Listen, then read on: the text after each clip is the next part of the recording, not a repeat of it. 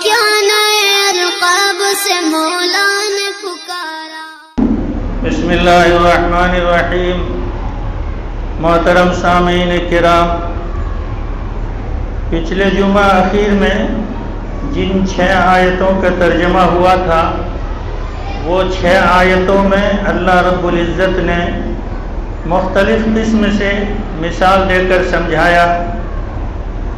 کہیں پر کہا کہ زمین آسمان کی پیدائش کو دیکھ لو، کہیں پر کسی آیت میں ہے کہ اپنے پیدائش پر غور کر لو، بجلی کی کڑک، بارش کا آنا،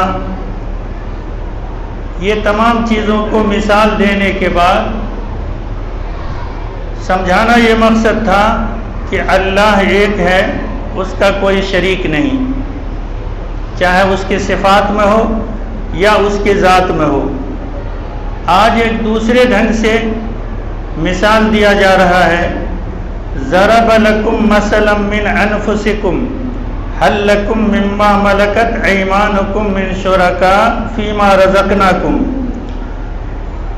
کہ تم اپنے آپ میں مثال لے لو کہ کیا تمہارا غلام یا نوکر جو تمہارے ہی طرح انسان ہے، تمہارے ہی طرح عقل اور شعور ہے، فرق اتنا ہے کہ تم مالدار ہو، تم مالک ہو، وہ نوکر ہے، لیکن کیا کبھی ایسا ہوا ہے کہ تمہارا نوکر تمہارے مال میں تصرف کرے، تمہارے مال میں دخل اندازی کرے تو تم برداشت کرتے ہو؟ ضرب لکم مثلا من انفسکم، کہ اپنے آپ میں مثال لے لو، هل لکم مما ملکت ایمانکم من شرکاء، کہ جو تمہارے غلام یا نوکر ہیں وہ تمہارے شریک ہو سکتے ہیں، فیما رزقناکم، جس مال کو ہم نے تمہیں دیا ہے، فانتم فیہ سواء، جبکہ تم سب انسان ہونے میں برابر ہو، عقل و شعور میں برابر ہو، کھانے پینے میں برابر ہو، رہنے سہنے میں برابر ہو۔ تخافونہم کخیفتکم انفسکم، کہ کیا تم اتنا اپنے بارے میں ڈرتے ہو جتنا اپنا شریک سے ڈرتے ہو؟ یہ معاملات کا معاملہ ہے۔ پارٹنرشپ میں کوئی ایک پارٹنر بغیر دوسرے کے مرضی کے کچھ نہیں کر سکتا ہے، نہ مال خرچ کر سکتا ہے، نہ مال جمع کر سکتا ہے، دونوں کے رائے مشورے سے ہوگا۔ اللہ پاک فرماتے ہیں تخافونہم کخیفت انفسکم، اگر یہ بھی نہیں ہے تو پھر بھلا بتلاؤ تو صحیح کہ جو اللہ رب العزت تمام عیبوں سے پاک ہے، جو اللہ رب العزت خالق اور مالک ہے، دنیا اور دنیا کی تمام چیزوں کو بنایا ہے، پھر اس کا شریک تم کیسے ٹھہراتے ہو؟ جب اپنے مال میں اپنے نوکر کو تم شریک نہیں کر سکتے تو پھر اتنے بڑے سارے جہان میں اللہ کی صفات یا ذات میں دوسرے معبود کو تم شریک کیسے ٹھہرا لیے؟ کذالک نفصل الآیات لقوم یعقلون، ہم تو مثال اس لیے دیتے ہیں تاکہ لوگ اس بات کو عقل والے سمجھیں۔ ایسے ہی بعض بزرگوں کا مقولہ ہے، انہوں نے سمجھایا ہے، کسی انسان کی بیوی ہے، صرف اتنا ہی تو کیا ہے کہ اپنے نکاح میں لایا ہے، مقدر سے روزی ملتی ہے، صرف اتنا ہی تو کیا ہے کہ اس کے کھانے کا انتظام کرتا ہے، ٹھیک ہے، لیکن کوئی مرد ایسا نہیں ہو سکتا ہے کہ وہ دیکھتا رہے، وہ جانتا رہے اور اس کی بیوی کسی دوسرے سے آنکھ مچولی کرے، اس کی بیوی کسی دوسرے سے ہنسی مذاق کرے۔ کوئی شوہر یہ برداشت کر نہیں سکتا جو یہ مجازی ہے، وقتی طور پر اس کا مالک ہے، اور جو دائمی نطفے سے لے کر جنت یا جہنم کے فیصلے تک جو اللہ رب العزت مالک اور قادر ہے، پھر وہ اپنے بارے میں کسی شریک کو برداشت کیسے کر سکتا ہے؟ کر ہی نہیں سکتا۔ کذالک نفصل الآیات لقوم یعقلون، کہ عقل والوں کے لیے مثال دی جاتی ہے کہ تم سمجھو کہ جب ادنا چیز میں تم اپنا کسی کو شریک کرنا برداشت نہیں کر سکتے تو اللہ رب العزت جو تمام عیبوں سے پاک ہے اور بالکل با اختیار ہے، وہ اپنا شریک کسی کو برداشت کیسے کر سکتا ہے؟ بل اتبع الذین ظلموا اہواءہم بغیر علم، بلکہ یہ ظالم لوگوں نے اپنے نفس کی پیروی کیا ہے، اپنی چاہت کا خیال کیا ہے کہ دل میں جو بات اچھی لگی، دل میں جو بات اس کو لچکدار معلوم ہوئی، اس کی پیروی کیا، اسی کی اتباع کیا، بغیر علم کا مطلب یہ ہے بغیر سوچے سمجھے۔ حالانکہ ہونا تو یہ چاہیے تھا کہ دو چیزیں اس کے پاس ہے، دو باتیں اس کے سامنے ہے، دو کام اس کے سامنے ہیں، اگر علم نہیں ہے تو پھر اس کو سمجھنا چاہیے، اس کو علم والوں سے پوچھنا چاہیے، یا عقل دیا ہے اللہ نے تو اس کو پرکھنا چاہیے۔ اس لیے اللہ نے کہا بغیر علم، بغیر سوچے سمجھے، بغیر جانکاری کے نفس کی پیروی کر لیا کہ یہی چیز اچھی ہے، یہی اس کی ہلاکت کا سبب ہے۔ فَمَن يَهْدِي مَنْ أَضَلَّ اللَّهُ، کون ہے جو ہدایت دے اس شخص کو جس کو اللہ بھٹکا دے؟ یہ تو لفظی معنی ہے کہ کون ہے کہ جو کسی کو ہدایت دے سکتے، اور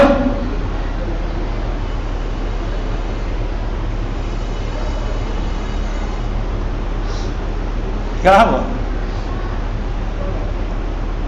اللہ اس کو بھٹکا دے۔ ایک بات یہ ہے کہ یہ تو لفظی ترجمہ ہے، لیکن اللہ کسی کو بھٹکاتا نہیں ہے، اللہ کسی کو نعوذ باللہ گمراہ نہیں کرتا ہے، اللہ کسی کو جہنم میں دھکیلتا نہیں ہے، اللہ کسی کو ہلاکت میں ڈالتا نہیں ہے، بلکہ اللہ اس آیت کا مطلب یہ ہے، مثال ایک تو علمی بحث ایک الگ چیز ہے کہ اللہ عمل کو پیدا کیا، نماز پڑھو نماز نہیں پڑھو، دونوں بات ہے، تو پھر گناہ بھی نہیں ہونا چاہیے، یہ سب کے بس کی بات نہیں ہے۔ لیکن مثال یہ ہے کہ دو شخص آپس میں لڑائی کیا کسی معاملے میں، اور آپ لوگ پنچ حضرات ہیں، پنچایت کرتے ہیں، بیٹھتے ہیں، ہر طرح سے اس کو سمجھاتے ہیں، ہر طرح سے۔ اگر وہ ضد پہ آ جاتا ہے تو سارے لوگ یہی کہتے ہیں کہ جاؤ تمہاری مرضی، اب مرو چاہے کٹو، یہی کہتے ہیں۔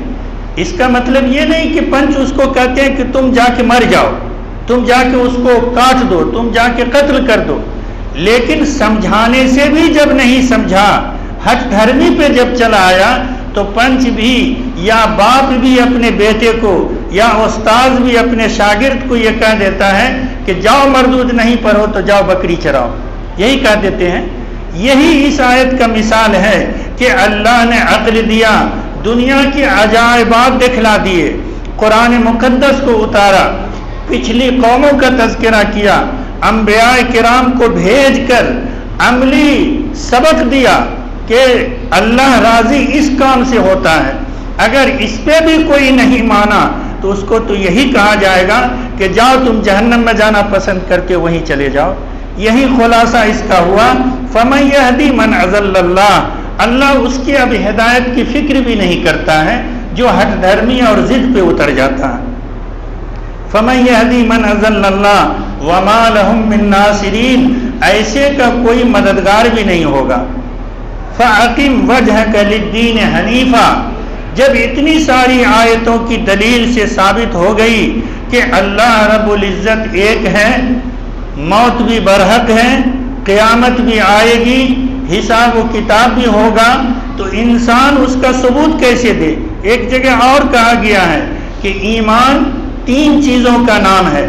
ہم لوگ جتنے ابھی بیٹھے ہیں نا، ایک چیز میں ہیں، 2 ثبوت میرے پاس نہیں ہے، 2 ثبوت یا 2 ہو سکتا ہے۔ سب سے پہلا یہ ہے لا الہ الا اللہ محمد رسول اللہ کا، کہ اقرار باللسان، زبان سے اقرار کرنا۔ دوسرا تصدیق بالجنان، دل سے اس بات کو سچ ماننا۔ اب یہ تو ہر شخص کے اپنی بات ہے کہ کون کتنا اپنے دل میں ایمان اور یقین رکھتا ہے، لیکن اقرار باللسان میں تو ہم سب مسلمان بیٹھے ہوئے ہیں۔ تیسرا یہ ہے عمل بالارکان، کہ جو بات دل میں تھی کہ اللہ ایک ہے، اس کو زبان سے اقرار کیا لا الہ الا اللہ۔ تیسرا یہ ہے عمل بالارکان، ہاتھ پاؤں آنکھ کان ناک سے اس بات کا ثبوت دینا، اور اس میں ہم نہیں ہیں۔ تو اتنی ساری دلیل دینے کے بعد، کئی آیتوں کے بعد، اب اللہ تعالیٰ فرماتے ہیں فَأَقِمْ وَجْهَكَ لِلدِّينِ حَنِيفًا، خالص دین حنیف کی طرف اپنا رخ کر لیجئے۔ رخ کا مطلب چہرہ نہیں، رخ کا مطلب دل و جان سے، کہ جب اللہ کو ایک مانا، موت بھی ہوگی، قیامت بھی آئے گی، حساب بھی ہوگا، تو اب اٹھنا بیٹھنا سونا معاملہ کھیتی تجارت ملازمت دوستی جتنی بھی باتیں ہوں گی اب صرف اللہ کے لیے ہوگا۔ فَأَقِمْ وَجْهَكَ لِلدِّينِ حَنِيفًا، حنیفہ دین ہے کون؟ ایک تو ہے دین ابراہیمی، اس کو بھی لوگ کہتے ہیں دین حنیف، ایک یہ ہے اللہ کی فطرت، اللہ کی فطرت۔ آگے فرمایا فطرت اللہ التی فطر الناس علیہا، اس فطرت کی طرف جس فطرت پر اللہ نے اپنے بندوں کو پیدا کیا ہے۔ کوئی انسان کافر پیدا نہیں ہوتا، ہر شخص مسلمان پیدا ہوتا ہے اسلام پہ۔ حدیث شریف ہے ما من مولود یولد علی الفطرہ، کہ کوئی بچہ ایسا نہیں ہے کہ جو ایسے ہی پیدا ہو جائے، وہ فطرت پہ پیدا ہوتا ہے۔ فَأَبَوَاهُ يُحَوِّدَانِهِ، اگر اس کے ماں باپ یہودی ہیں تو بچہ یہودی بنتا ہے۔ أَوْ يُمَجِّسَانِهِ، ماں باپ مجوسی ہیں تو بچہ بھی مجوسی بنتا ہے۔ أَوْ يُحَوِّدَانِهِ أَوْ يُمَجِّسَانِهِ، کہ چاہے مجوسی ہو ماں باپ، اگر کسی بچے کو ایسے ہی چھوڑ دیا جائے تو یقین جانیے کہ وہ اسلام ہی پہ چلے گا، لیکن ماحول کا اثر پڑتا ہے۔ کافروں کے گھر میں پیدا ہوا، ماں باپ کی زبان سے ہمیشہ رام سیتا کی بات سنا، مورتی گھر میں دیکھا، اسی فطرت میں پلا اور بڑھا، ورنہ اسلام قبول کرنے کی فطرت ہر بچے میں اللہ نے پیدا کر دیا ہے۔ اور ماحول کا اثر نہیں دیکھتے؟ اپنا تجربہ کر لیجئے، ایک شخص بے نمازی ہے اور وہ گیا کہیں مہمانداری میں، اس گھر والے میزبان جس کے ہم گئے سب نمازی ہیں، جیسے ہی اذان ہوگی تو یہ بیچارہ تھوڑا سا کہے گا آ رہے ہیں ہم گھوم کے، آ رہے ہیں ذرا اس سے ملاقات کر کے، لیکن گھر والے سب نمازی ہیں، فوراً بچے کہیں گے بابو کدھر ہے، ذرا ایک لوٹا پانی لے آؤ، مہمان وضو کریں گے۔ ماحول کا دیکھیے اثر، وہ وضو کرے گا، گھر والے کے ساتھ وہ اس کو بھی نماز پڑھنا ہوگا، اس لیے کہ نمازی کے ماحول میں گیا ہے۔ اور ایک نمازی اگر پہنچ جائے میزبان بے نمازی کے ہاں، اذان ہوئی، مہمان سوچے گا ذرا مسجد جائیں، تو یہ بیچارے کہتے ہیں گھر والے ابھی تو آدھا گھنٹہ ہے جائیے گا، رک گیا، دیکھا گھڑی کا اب تو جماعت ہو گئی ہوگی، اچھا ٹھیک ہے یہیں پڑھ لیجئے گا۔ اب یہاں بیچارہ کیا پڑھے گا، کھایا پلاؤ حلوہ گوشت، طبیعت بوجھل ہو گئی، اب صبح پڑھ لیں گے۔ یہ ماحول کا اثر ہے۔ اسی لیے اللہ نے فرمایا فطرت اللہ التی فطر الناس علیہا، ایک فطرت تو یہ ہے ماحول، اور ایک فطرت وہ ہے جو نویں پارے میں اللہ نے فرمایا وَإِذْ أَخَذَ رَبُّكَ مِنْ بَنِي آدَمَ مِنْ ظُهُورِهِمْ وَأَشْهَدَهُمْ عَلَىٰ أَنفُسِهِمْ، کہ جس وقت آدم علیہ السلام کو اللہ نے پیدا کیا، کھڑا کیا، تو ان کے پیٹھ پہ اللہ نے اپنا ہاتھ پھیرا، مِنْ ظُهُورِهِمْ، تو قیامت تک جتنے انسان آئیں گے سب کے سب وہاں کھڑے ہو گئے، شکل کیا ہوگی اللہ جانتا ہے، کھڑے ہو گئے۔ اب اس وقت اللہ تعالیٰ سب سے پوچھا الستو بربکم، کیا میں تمہارا رب ہوں یا نہیں؟ سارے لوگ ہم آپ سب ہوں گے، جو آئیں گے وہ بھی ہوں گے۔ سبوں نے کہا بلا شہیدنا، کیوں نہیں، ہم گواہی دیتے ہیں کہ آپ اللہ میرے سامنے ہیں، ہم آپ کے سامنے کھڑے ہیں، ہم گواہی دیتے ہیں کہ آپ میرے خدا ہیں۔ اللہ تعالیٰ نے فرمایا ان تقولوا یوم القیامہ، کہیں ایسا نہ قیامت میں کہنا انا کنا عن ھذا غافلین، کہ ہم نہیں جانتے تھے کہ اللہ کیا ہے، قرآن کیا ہے، نماز کیا ہے، روزہ کیا ہے۔ تو ایک عہد، ایک فطرت یہ ہے۔ تو سارے فطرت پر پیدا ہوتے ہیں، فطرت سلیمہ، ہر ایک کے اندر اللہ نے اسلام اور دین کی فطرت رکھا ہے، ماحول کے اثر سے یا وہ خود اس کا استعمال نہیں کرتا۔ فطرت اللہ التی فطر الناس علیہا لا تبدیل لخلق اللہ، اللہ تعالیٰ اپنے تخلیق میں تبدیل نہیں کرتا ہے، بدلاؤ نہیں کرتا ہے، جس کو جو ہونا تھا، جس کو جو ہونا ہے، جس کو جیسا کرنا ہے، یہ اللہ کے یہاں فکس ہے، اس میں تبدیلی نہیں ہو سکتی ہے۔ ذالک الدین القیم، یہی اسلام دین جو محمد صلی اللہ علیہ وسلم لے کر آئے ہیں، یہی سیدھا ہے، یہی اچھا دین ہے۔ وَلَٰكِنَّ أَكْثَرَ النَّاسِ لَا يَعْلَمُونَ، لیکن اکثر لوگ اس بات کو نہیں جانتے۔ مُنِيبِينَ إِلَيْهِ وَاتَّقُوهُ وَأَقِيمُوا الصَّلَاةَ وَلَا تَكُونُوا مِنَ الْمُشْرِكِينَ، کہ ایک رخ یکسو ہو جاؤ اللہ کی طرف، جم جاؤ اللہ کے دین کی طرف، وَاتَّقُوهُ، اور اسی سے ڈرتے رہو۔ اللہ ہی ایک ایسے ذات ہے جس سے ڈرا جائے، بقیہ اور سے ڈرا نہیں جاتا ہے، پرہیز کیا جاتا ہے۔ لوگ سمجھتے ہیں، خاص کر کے ظالم یہ سمجھتے ہیں کہ مظلوم ہم سے ڈر گیا، وہ ڈرا نہیں ہے، وہ آپ کے ظلم سے پرہیز کیا ہے، اس کے اندر سکت نہیں ہے کہ آپ کے ظلم کا مقابلہ کر سکے، آپ اس کا ڈرنا نام دیتے ہیں۔ بیچ میں ایک بات تلخ کہہ دیں، تھوڑا کڑوا لگے گا۔ شیخ سعدی رحمۃ اللہ علیہ فارسی کے گلستہ بوستہ لکھا ہے، انہوں نے اپنے ملفوظات میں لکھا ہے کہ ہم پوری زندگی دو آدمی کو تلاشے، لیکن دونوں آدمی ہم کو نہیں ملا۔ کون؟ ایک وہ آدمی جو اللہ کے راہ میں خرچ کرتا ہو اور غریب بن گیا، ایسا آدمی نہیں ملا۔ شیخ سعدی نے کہا کہ اللہ کے راستے میں خرچ کرتا ہو، مسجد ہو، مدرسہ ہو، غریب ہو، یتیم ہو، بیوہ ہو، سائل ہو، کسی میں اللہ کے راہ میں خرچ کرے اور غریب بن جائے، شیخ سعدی کو ایسا کوئی آدمی نہیں ملا۔ اور دوسرا وہ جو کسی پہ ظلم کیا ہو اور اللہ کے پکڑ سے بچ جائے، ایسا بھی نہیں ملا۔ پکڑ ہونا ہے، ہاں مصلحت ہے کسی بات کی، اللہ تو حکیم ہے، حکمت سے کام کرتے ہیں، تو اس کا مطلب یہ نہیں کہ ظالم بچ گیا، نہیں، وہ اللہ کی پکڑ سے بچ نہیں سکتا۔ تو منیبین الیہ واتقوہ، اسی سے ڈرو، واقیموا الصلاۃ، نماز کو قائم کرو، ولا تکونوا من المشرکین، مشرکین میں سے نہ ہو جاؤ۔ نماز قائم کرنے کا ارکان اسلام میں سے، فرائض میں سے زکوٰۃ بھی ہے، روزہ بھی ہے، حج بھی ہے، اس کا ذکر نہیں کیا، نماز کا ذکر کیا۔ کیوں؟ یہ بار بار آتا ہے، اور یہی ہے عمل بالارکان، کہ جو دل میں مانا، جو زبان سے اقرار کیا، اس کا ثبوت سب سے بہتر طریقہ نماز ہی کے ذریعہ ہے۔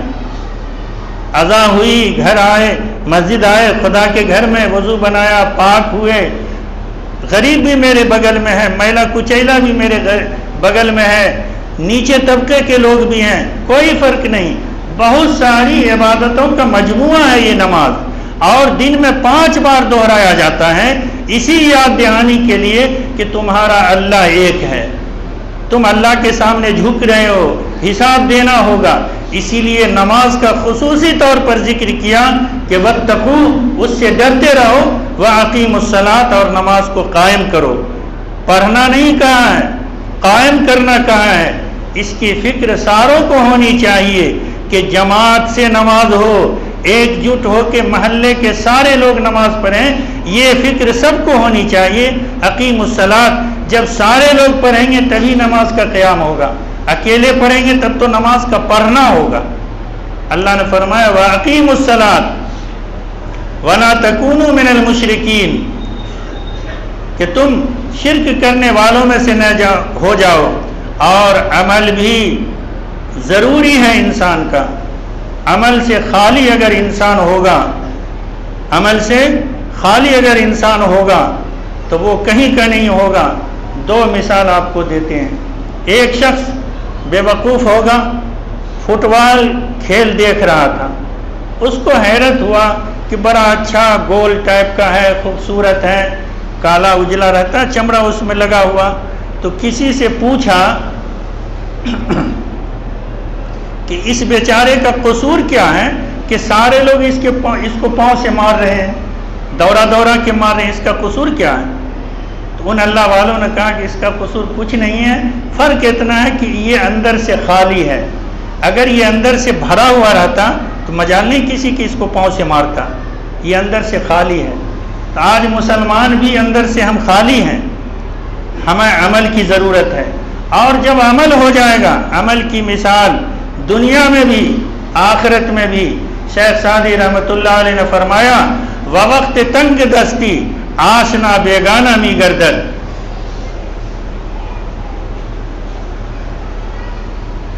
بوقت تنگ دستی آشنا بیگانہ می گردد، سراہی چوں شود خالی جدا پیمانہ می گردد، کہ جب سراہی میں شراب رکھی رہتی ہے تو اس جگہ گلاس بھی ہے، پلانے والا بھی ہے اور پینے والا بھی ہے، سب نے ہے، اور اگر یہ نہ رہے تو پھر لبنی کہاں گئی، گلاس کہاں گیا، پینے والے کہاں گئے، پلانے والے کہاں گئے۔ اسی کو شیخ سعدی نے کہا وقت تنگ دستی آشنا بیگانہ می گردد، کہ جب پریشانی آئے گی تو پہچانے ہوئے بھی انجان بن جائیں گے، کیسے؟ سراہی چوں سبد خالی جدا پیمانہ می گردد، کہ جب سراہی خالی ہوگی تو پھر گلاس کی کیا ضرورت ہے۔ اور یہ قیامت میں پتہ چلے گا کہ جس وقت میں جس بیوی کے لیے، جس بچے کے لیے، جس ماں کے لیے، جس باپ کے لیے، جس دوسرے غیر کے لیے جھوٹ، رشوت، دھوکہ، بےایمانی سب کچھ کرتے ہیں، لیکن وہاں جب اللہ کے سامنے کھڑے ہوں گے تو بیوی جیسی پیاری چیز وہ بھی نظر پھیر لے گی، اولاد نظر پھیر لے گی، دوست نظر پھیر لیں گے۔ عبس وتولی میں اللہ نے فرمایا یوم یفر المرء من اخیہ وامہ وابیہ وصاحبتہ وبنیہ، کہ وہ دن تو ایسا ہوگا کہ باپ بیٹے سے جدا ہوگا، بھائی بھائی سے جدا ہوگا، شوہر بیوی سے جدا ہوگا، کوئی کسی کا نہیں ہوگا۔ اسی لیے اللہ نے فرمایا منیبین الیہ، اسی کی طرف رجوع کر جاؤ، اسی کے ہو جاؤ، واتقوا، اسی سے ڈرو، واقیموا الصلاۃ ولا تکونوا من المشرکین، نماز کو قائم کرو اور شرک کرنے والے نہ بنو۔ من الذین فرقوا دینہم وکانوا شیعا، ان لوگوں نے آپس میں گروہ بنا لیا اور جماعت بن گئی۔ کل حزب بما لدیہم فرحون، ہر گروہ اپنے عمل پہ خوش ہے۔ شیطان کا سب سے بڑا حربہ ہے۔ ابلیس اپنے چیلوں سے پوچھا کہ کیا تم انسان کو بہکاتے ہو، کس کس طریقہ سے؟ ہر طریقہ بتلا دیا۔